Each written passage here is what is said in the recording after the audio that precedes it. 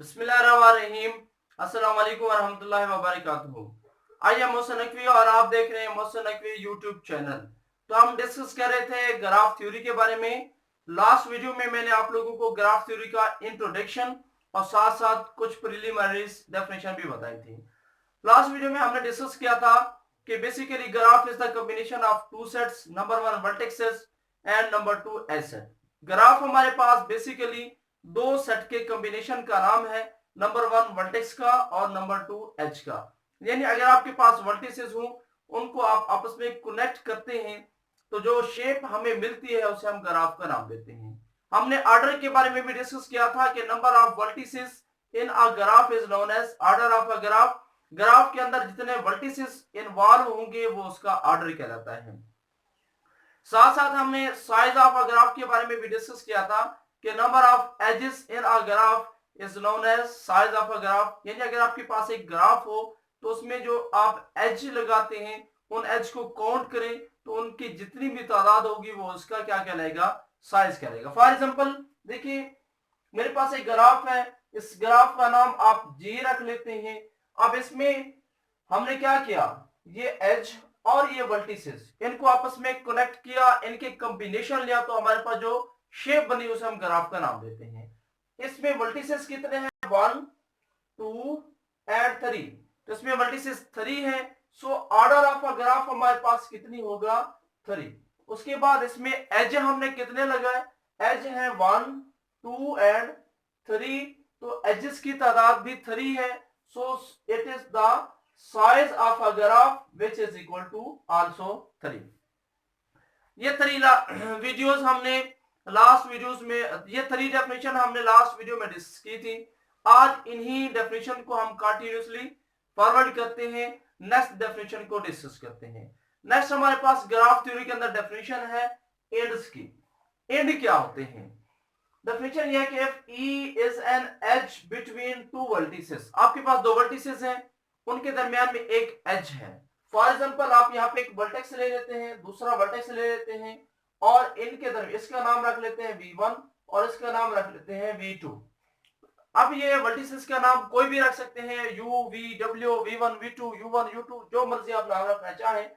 दो वर्टिसेस हैं और इनके दरमियान में एक मैंने एज लगा दिया। अब ये एज हमारा जरूरी नहीं कि लाइन सेगमेंट की फॉर्म में हो, जरूरी नहीं कर्व की फॉर्म में हो, बल्कि आप किसी तरीके से भी इनको आपस में कनेक्ट करते हैं। बिल्कुल ऐसे आप यूं समझ लें कि ये ग्राफ हमारा किसी विलेज को, किसी सिटी को, किसी सिटी के रोड्स को रिप्रेजेंट करते हैं हमारे एज। तो आप एक देखें, स्ट्रीट हमारी जरूरी नहीं होती कि स्ट्रीट्स जो है वो स्ट्रेट फॉरवर्ड ही हो, बल्कि वो कर्व की शेप में भी होती है, वो किसी भी टाइप की हो सकती है। सो इस वजह से ये हमारा एज किसी टाइप का भी हो सकता है। दो वर्टिसेस थे, एक का नाम V1 रखा, दूसरे का नाम V2 और इनके दरमियान में मैंने एक एज लगा दिया। तो ये जो हमारे पास एज, ये जो दो वर्टिसेस हैं एक एज से जो कनेक्टेड हैं, ये दोनों इस E के एंड्स कहलाएंगे। यानी V1 and V2 is said to be end of E। तो डेफिनेशन क्या है, if E is an edge between two vertices U and V, then U and V are called ends of the edge E। अगर आपके पास दो vertices के दरमियान में एक एज आ जाए तो वो दोनों वर्टिसेस उस एज के एंड्स कहलाते हैं। यानी अगर कोई आपसे पूछ ले कि इस एज E के एंड्स क्या हैं, तो आप बता सकते हैं इसके एंड्स U एंड V हैं, E2 के एंड्स U एंड W हैं and so on. Second definition हमारे पास ग्राफ थ्योरी की आज की फर्स्ट डेफिनेशन एंड्स के बारे में हमने डिस्कस किया। सेकंड है पैरेलल एजेस और मल्टीपल एजेस। पैरेलल एजेस और मल्टीपल एजेस, देखिए जब आप एक सिटी से किसी दूसरे सिटी में जाना चाहते हैं तो उस जहां पे आप रहते हैं और जहां पे जाना चाहते हैं वहां पे पहुंचने के लिए एक रोड नहीं होता, बल्कि डिफरेंट रास्ते होते हैं। तो बिल्कुल आज हम उन्हीं ट्रैक के बारे में डिस्कस करते हैं, यानी दो सिटीज को मिलाने वाले जो डिफरेंट ट्रैक्स हैं उन्हीं के बारे में डिस्कस कर लेते हैं। फॉर एग्जांपल आपके पास एक सिटी यहाँ पे वाक़ है, दूसरा इस जगह पे। अब इनके दरमियान में जो लिंक रोड है, एक डायरेक्ट लिंक रोड हो सकता है, दूसरा इस तरह कर्व की शेप में भी हो सकता है, तीसरा इस तरह से भी हो सकता है, यानी इस तरह से और भी काफी सारे इनके दरमियान में लिंक रोड बन सकते हैं। तो पैरेलल एजेस क्या होते हैं? ये जो लिंक रोड्स हैं इनको हम पैरेलल एजेस या मल्टीपल एजेस का नाम देते हैं। डेफिनेशन क्या है? डेफिनेशन ये कि two or more than two edges which have same ends, दो या दो से ज्यादा एजेस जिनके एंड्स सेम हो आर कॉल्ड पैरेलल एजेस। वो हमारे पास एजेस जिनके एंड्स सेम हो उनको हम पैरेलल एजेस का नाम देते हैं। जिस तरह आपके सामने मैंने एज लगाए यू एंड वी, अब यहाँ पे 3 टाइप के एज हैं, तो इन जितने भी यानी तीनों के जो एंड वर्टिसेस हैं वो सेम है। ई का एंड यू और वी है, E1 का भी यू और वी है, E2 का भी यू एंड वी है। तो इस तरह के जितने भी एजेस होते हैं उनको हम पैरेलल एजेस का नाम देते हैं। लिंक रोड्स के लिहाज से अगर आप बात करें कि यहाँ पे अगर एक रोड से यहाँ पे ट्रैफिक ज्यादा है तो गवर्नमेंट क्या करती है, उसके अल्टरनेट जो है पाथ बनाते हैं। यानी शॉर्टकट, ये डायरेक्ट लिंक रोड था बट यहाँ पे ट्रैफिक बहुत ज्यादा थी तो वो फिर यहाँ पे एक लिंक रोड कैंप कर देते हैं, जिस तरीके से एक सिटी से दूसरे सिटी पे इजीली इंसान पहुंच सकता है। तो एंड्स सेम है बट लिंक रोड डिफरेंट है, तो it is known as parallel edges. दो एजेस, वो एजेस जिनके एड्स सेम हो उनको हम पैरेलल या मल्टीपल एजेस का नाम देते हैं। नेक्स्ट हमारे पास है लूप।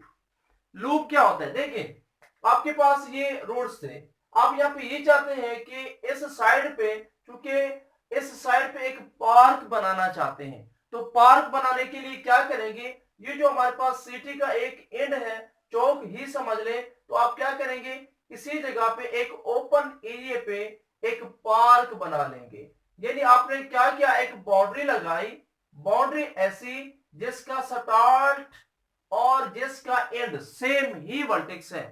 तो इस तरह के एजेस को, इस तरह की बाउंड्री को, इस तरह के लिंक को आप बोलते हैं लूप। तो लूप क्या होता है? If an edge has same ends, अगर आपके पास एज का जो एंड हो वो सेम हो तो it is known as parallel edge. जिस तरह ये आपके पास ग्राफ बन जाएगा तो ये आपके पास पैरेलल एज है, सॉरी ये आपके पास लूप है। लूप क्या होता है? If an edge has same ends, यानी अगर आपके पास एक ऐसा एज है जिसके एंड्स सेम हो, यानी स्टार्ट भी सेम हो और एंड भी सेम हो, it is known as loop. तो इसे हम लूप का नाम देते हैं और ये इसकी शेप बन जाती है। और इसकी एग्जांपल मैंने आपको बताई कि आपके पास रोड के एंड पे एक चौक है, उस चौक पे आप चाहते हैं, यानी वर्टेक्स है, आप चाहते हैं यहाँ पे एक पार्क बनाए, तो पार्क बनाने के लिए आप यहाँ पे बाउंड्री वॉल लगा देंगे इस चौक के एक किनारे पे, यानी इस वर्टेक्स के एक किनारे पे, यू आपके पास एक क्या बन जाएगा, लूप बन जाएगा। नेक्स्ट डेफिनेशन को गौर से देखिएगा। नेक्स्ट डेफिनेशन हमारे पास है सिंपल ग्राफ। सिंपल ग्राफ क्या होता है? A graph which is free from loop and parallel edges. एक ऐसा ग्राफ जिसमें कोई भी लूप ना हो, जिसमें कोई भी पैरेलल एज ना हो, इस तरह के ग्राफ को हम बोलते हैं सिंपल ग्राफ। बड़ा इंपॉर्टेंट ग्राफ है और इससे रिलेटेड हम काफी सारे टॉपिक भी डिस्कस करेंगे, which is known as simple graph. Simple graph क्या होता है? एक ऐसा ग्राफ जिसमें ना तो कोई लूप हो और ना ही कोई पैरेलल एजेस हो। फॉर एग्जांपल मेरे पास यहाँ पे 4 वर्टिसेस हैं, अब इनको मैं आपस में कनेक्ट करता हूं। अब इस ग्राफ में देखिए कोई पैरेलल एजेस नहीं है। पैरेलल एजेस कब होते हैं? क्या होते हैं पैरेलल एजेस? वो एजेस जिनके एंड्स सेम हो। इस तरह के एजेस जिनके एंड्स क्या हो, सेम हो, एंड इनके सेम बन रहे हैं, तो इस तरह के जो एजेस हैं उनको पैरेलल एजेस का नाम देते हैं। और लूप क्या होता है? लूप एक ऐसा एज है जिसका एंड एक ही पॉइंट हो, तो उसे हम बोलते हैं कि ये हमारे पास लूप है। और ऐसा ग्राफ जिसमें ना तो लूप हो और ना उसमें पैरेलल एज हो, उसे हम बोलते हैं सिंपल ग्राफ। जिस तरह ये मैंने आपके सामने बनाया, ये हमारे पास क्या कहलाएगा, एक सिंपल ग्राफ बन जाएगा। अब देखिए अगर आप इनको आपस में कनेक्ट करवा दें, अब ये भी आपके पास एक सिंपल ग्राफ होगा। क्यों? क्योंकि इस एज के एंड और इस एज के एंड डिफरेंट है, सेम नहीं है। सबसे पहले हमने इंट को डिफाइन किया कि अगर आपके पास एक एज है, उसके जो जिनके दरमियान में एज है वो दोनों इसके एंड्स कहलाएंगे, यानी ये अगर एज है तो ये पॉइंट और ये वर्टेक्स इनके एंड कहलाएंगे। उसके बाद हमने पैरेलल एजेस की बात की, यानी ऐसे एजेस जिनके एंड्स सेम हो। उसके बाद हमने लूप की बात की। लूप क्या होता है? ऐसा एज जिसका एंड सिंगल वर्टेक्स ही हो। उसके बाद सिंपल ग्राफ, यानी एक ऐसा ग्राफ जिसमें कोई भी लूप ना हो, जिसमें कोई पैरेलल एजेस ना हो, it is known as simple graph. Next आपके पास डेफिनेशन है एडजेसेंट एजेस। हमने प्रीवियस वीडियो में एडजेसेंट वर्टिसेस की भी बात की थी। आज बात करें एडजेसेंट एजेस की। टू डिस्टिंक्ट एजेस, जुमले को गौर से सुनेगा। Two distinct edges are said to be. पहली बात यह कि डिस्टिंक्ट होने चाहिए। डिस्टिंक्ट का मतलब यह है कि उनके वर्टिसेस डिफरेंट होने चाहिए। अब ये जो एजेस मेरे पास बन रहे हैं, ये दोनों एजेस ये डिस्टिंक्ट नहीं है, यानी एज नंबर 1 एज नंबर 2 ये दोनों डिस्टिंक्ट नहीं है। क्यों? क्योंकि इनकी जो एंड्स है, यानी इनिशियल एंड टर्मिनल पॉइंट्स, वो हमारे सेम बन रहे हैं, तो ये डिस्टिंक्ट एज नहीं है। तो पहली बात क्या है? एडजेसेंट एजेस में टू डिस्टिंक्ट एजेस, यानी वो हमारे जो एजेस होने चाहिए डिस्टिंक्ट होने चाहिए, यानी उनके दो वर्टिसेस सेम नहीं होने चाहिए। फॉर एग्जांपल मैं इस तरीके से एज लगाता हूं। अब यहां पे ये जो एज है, यानी E1 और E2 का नाम दे दे, ये एज हमारे पास डिस्टिंक्ट एज है। क्यों? इस E1 के एजेस जो एंड है वो U और V है, और E2 के V एंड V1 है। सो हमारे पास ये दो एजेस डिस्टिंक्ट एजेस कहलाएंगे। एडजेसेंट एजेस क्या होते हैं? Two distinct edges are said to be adjacent if they have a common end vertex. अगर दो एज के दरमियान में एक वर्टेक्स लग जाए, जिस तरह मैंने यहां पे बनाया, अब जरा फिर मैं ग्राफ बना और गौर से देखें, ये 3 वर्टेक्स हैं। आप क्या करते हैं? फर्स्ट 2 के दरमियान में एज लगाते हैं, और प्रीवियस जो नेक्स्ट 2 हैं उनके दरमियान में एज लगाते हैं। अब इस E1 और E2 के दरमियान में एक वर्टेक्स है, इसका नाम U रख लेते हैं। अब ये वर्टेक्स कॉमन वर्टेक्स है, किसका? E1 का और E2 का। सो हमारे पास ये एज E1 एंड E2 ये आपस में एडजेसेंट एजेस होंगे। फिर गौर से देख ले, एडजेसेंट एजेस क्या होते हैं? ऐसे एजेस जिनमें एक वर्टेक्स कॉमन हो। जिस तरह E1 और E2 में एक वर्टेक्स कॉमन है U, सो ये हमारे पास एडजेसेंट एजेस कहलाते हैं। अगर ये दोनों एंड सेम हो जाए फिर पैरेलल बन जाएंगे। फिर सुनिएगा, अगर ये दोनों एंड सेम हो जाए, यानी E1 एंड E2 के दोनों एजेस से दोनों एंड्स सेम बन जाए, फिर ये कहलाएंगे पैरेलल।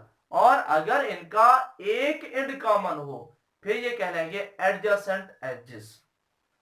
ओके जी, ये एज इस वर्टेक्स के साथ इंसिडेंट कहलाता है, ये एज भी इस वर्टेक्स के साथ इंसिडेंट कहलाता है। ये वर्टेक्स और ये वर्टेक्स, इस वर्टेक्स का नाम V रख लें, V एंड U, ये वर्टिसेस आपस में एडजेसेंट होंगे। E1 और E2 ये भी आपस में एडजेसेंट होंगे। मैं आपको डिफरेंस बता रहा हूं इंसिडेंट एंड एडजेसेंट का। अगर आपके पास दो वर्टेक्स हैं, उनके दरमियान में एक एज है, तो ये वर्टेक्स जो दो वर्टेक्स हैं, ये वर्टिसेस आपस में एडजेसेंट कहलाएंगे, और ये एज इस V के साथ इंसिडेंट कहलाएगा, ये एज U के साथ भी इंसिडेंट कहलाएगा। बट V एंड U जिनके दरमियान में ये एज है, तो ये आपस में एडजेसेंट कहलाएंगे। सिमिलरली अगर आपके पास दो एजेस हैं, उनका एक वर्टेक्स कॉमन है, V U W, edge number 1 edge number 2। अब इन दो एजेस के दरमियान में एक कॉमन वर्टेक्स है, so edge number 1 and edge number 2 ये एजेस आपस में एडजेसेंट होंगे, और ये E1 U और V के साथ इंसिडेंट होगा, U और V आपस में एडजेसेंट होंगे। E2 U और W के साथ इंसिडेंट होगा। U एंड W ये आपस में एडजेसेंट होंगे और E1 एंड E2 भी आपस में एडजेसेंट होंगे।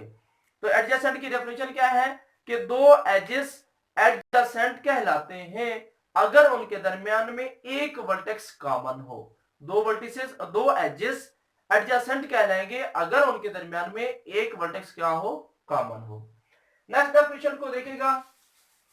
मैंने आप लोगों को फर्स्ट ही डेफिनेशन में बताया था ग्राफ थ्योरी की कि graph theory is the combination of two sets which is known as vertex set and edge set. Graph हमारे पास दो सेट्स का कॉम्बिनेशन होता है, number 1 vertex set and number 2 edge set. Next हमारे पास डेफिनेशन है फाइनाइट ग्राफ। कौन सा? Finite graph. ग्राफ क्या होता है? Graph G is said to be finite. Graph finite होगा कब? If both vertex set and edge set are finite. यानी अगर आपके पास जो ग्राफ आप बना रहे हैं उसमें वर्टेक्स फाइनाइट है। मैं वर्टेक्स यहां पे लगा देता हूं 1 2 3 4। अब मैंने 4 वर्टेक्स लगा लिए तो ये फाइनाइट वर्टिसेस हैं। उसके बाद मैं इनके दरमियान में एजेस लगाता हूं तो ये 1 2 3 एंड 4।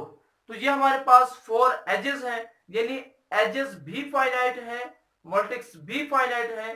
सो ग्राफ हमारा फाइनाइट ग्राफ कहलाएगा।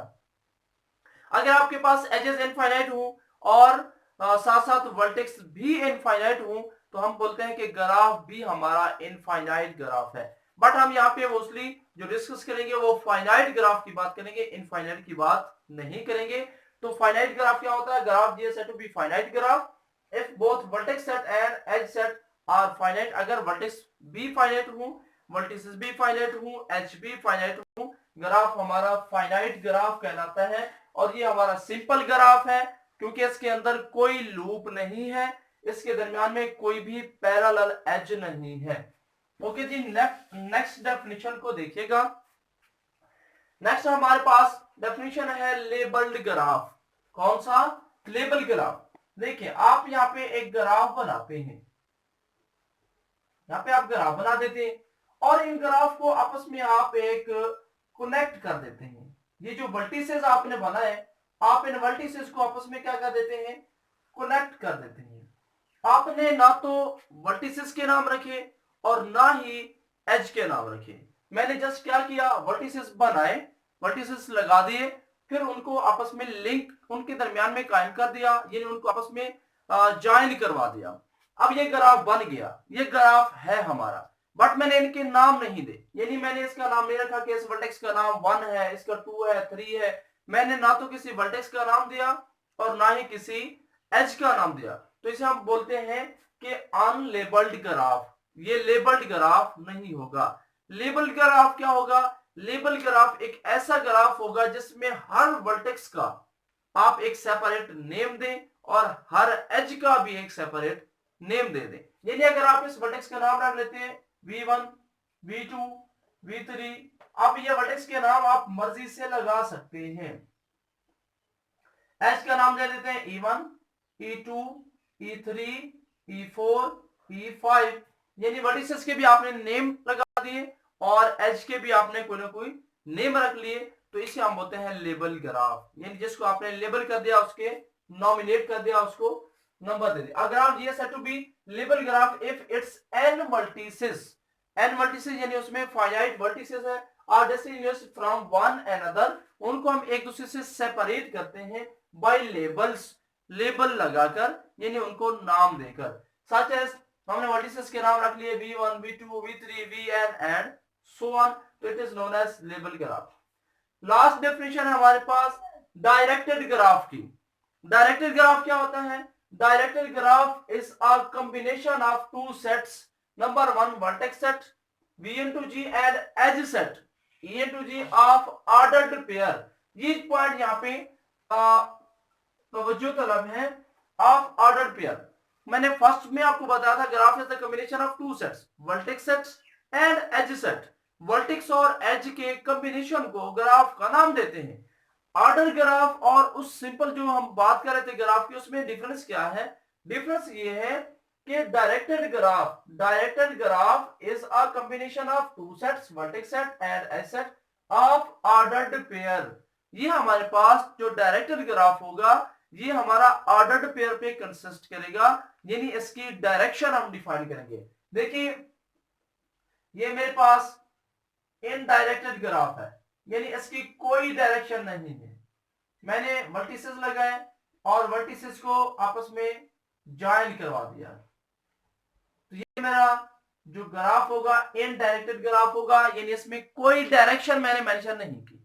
अब मैं क्या करता हूं, वर्टेक्स के नाम रख लेता हूं 1 2 3 4 5 6 7। एच के नाम रख लेते हैं E1 2 3 4 5 6 7। अब मैंने क्या किया, इसमें कोई डायरेक्शन नहीं दी, जस्ट मैंने वर्टिसेस। अब ये हमारे पास जो E7 है, एज नंबर 7, ये V1 और V6 के दरमियान में है, या आप यूं भी कह सकते हैं H7 V6 और V1 के दरमियान में है। E1 V1 और V2 के दरमियान में है, या E1 V2 और V1 के दरमियान में है, यानी आप पहले किसी को भी पढ़ सकते हैं। तो ये हमारे पास कोई इसमें ऑर्डर डिफाइन नहीं किया। जो डायरेक्टेड ग्राफ होगा उसमें हम एक ऑर्डर डिफाइन कर देते हैं, यानी अगर मैं यहाँ पे डायरेक्शन लगा लेता हूं तो आप बोलेंगे कि edge number E1 is between V1 and V2। First V1 लिखेंगे, यानी ऑर्डर्ड पेयर बनाएंगे, यानी उनको एक ऑर्डर देंगे कि एज नंबर 1 V1 से स्टार्ट होगा, V2 पे जाकर एंड होगा। सिमिलरली अगर मैं यहाँ पे एच E2 की बात कर लूं, E2 को मैं लिख लेता हूं। अब मैंने एरो यहाँ पे बनाया, इट मींस V3 से ये स्टार्ट होता है और V2 की तरफ ये जाता है। तो इस तरह के ग्राफ को हम बोलते हैं डायरेक्टेड ग्राफ, यानी ऐसा ग्राफ जिसमें आप कोई डायरेक्शन रिप्रेजेंट करते हैं तो उसे आप बोलते हैं directed graph. Flow of water, आप देखिए पानी जो है वो एक खास डायरेक्शन में उसकी मूवमेंट होती है, तो ये इसकी ग्राफ की एक सिंपल एग्जांपल हो सकती है। जितनी भी हमारे पास लिक्विड्स होते हैं वो किसी डायरेक्शन में जब मूव करते हैं तो इसका मतलब यह है कि वो हमारा डायरेक्टेड ग्राफ बन जाएगा। तो डायरेक्टेड ग्राफ क्या होता है, वो भी हमारा वर्टिसेस और एजेस का यूनियन है, बट उसमें हम डायरेक्शन डिफाइन करते हैं। मोस्टली हम यहाँ पे इनडायरेक्टेड ग्राफ की बात करेंगे, या यूं समझ लें कि पहले हम इनडायरेक्टेड ग्राफ की बात करेंगे, उससे रिलेटेड बहुत से हम टॉपिक डिस्कस करेंगे। जब हम वर्ड ग्राफ बोलें तो आप समझ लीजिएगा कि हम इनडायरेक्टेड ग्राफ की बात करें, डायरेक्टेड ग्राफ की बात नहीं करेंगे। तो फर्स्ट हम डायरेक्टेड की बात करेंगे, एट द एंड हम इनडायरेक्टेड के बारे में भी डिस्कस करेंगे। बट जब मैं वर्ड ग्राफ बोलूं तो आप समझ लीजिएगा कि मैं डायरेक्टेड नहीं बल्कि इनडायरेक्टेड की बात कर रहा हूं।